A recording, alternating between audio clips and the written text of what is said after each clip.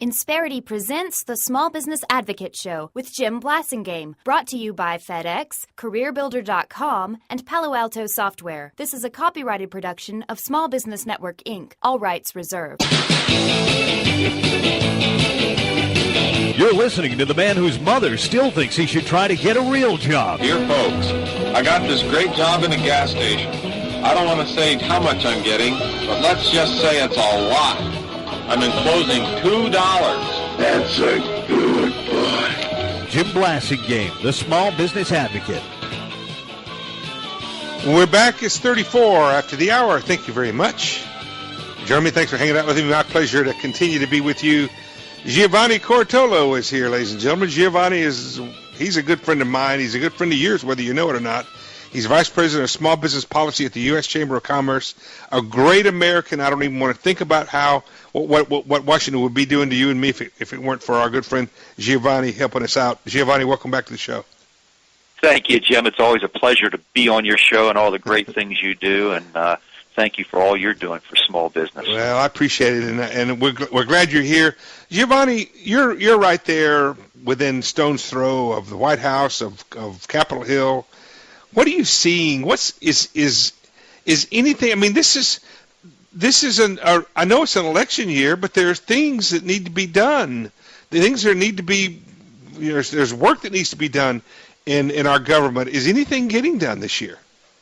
Only the most important. Well, let me rephrase that. The most important things are not getting done. Mm-hmm. It's only the drop-dead need to do things that are getting done, and it's a crazy landscape here.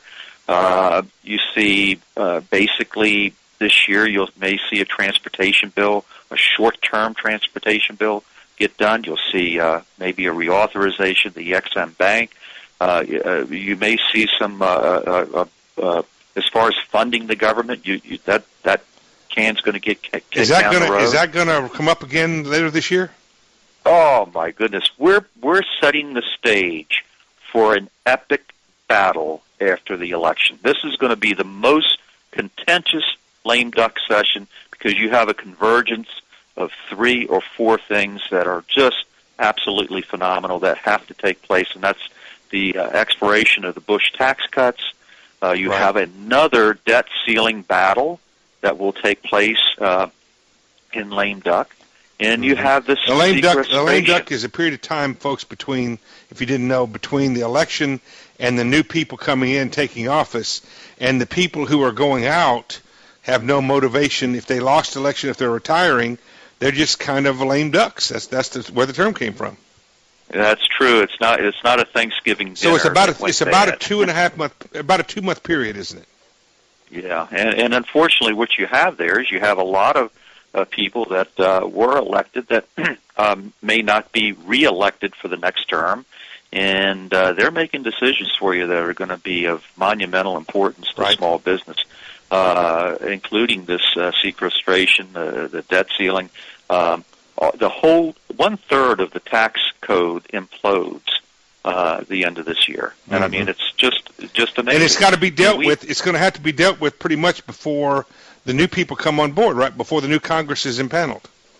Well, yeah, and I mean, small businesses are just engulfed in uncertainty. If you're sitting there wondering how to invest your money and what types of returns you're going to get on your money, and it's all based on that tax code, you're scratching your head. Well, certainly, it's hard to make pricing decisions. It's hard to give customers estimates of what it's going to cost them if they're trying to do their budgets for the next year. If you're trying to bid on work, it's hard to do that if you don't know what your taxes are going to be. No, businesses efficiently allocate capital, and that efficiency is based on the returns they're going to get on the capital or projected returns, and that's all based on tax code. Mm-hmm. Those are certain events that we have to build into the model when we make our investments. But getting back to your original point, Ways and Means has just said they're closing down. I mean, this is a battle over the future of America, and it's over values. And those types of battles are not easily won and long forgotten.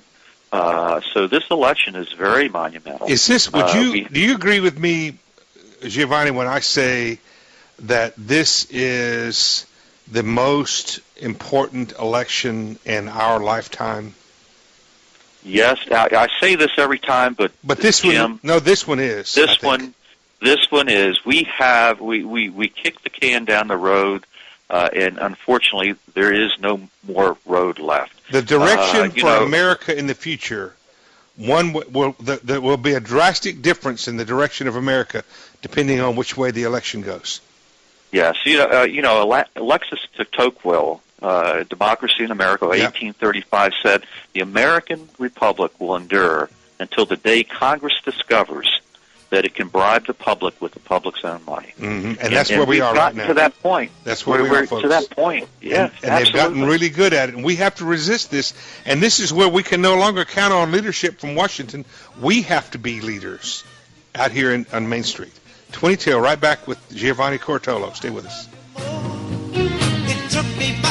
Insperity presents the Small Business Advocate Show with Jim Blasingame, brought to you by FedEx, CareerBuilder.com, and Palo Alto Software. This is a copyrighted production of Small Business Network, Inc., intended for the private use of our audience. Except as otherwise provided by copyright law, all other copying, redistribution, or publication without prior written consent is prohibited. All rights reserved.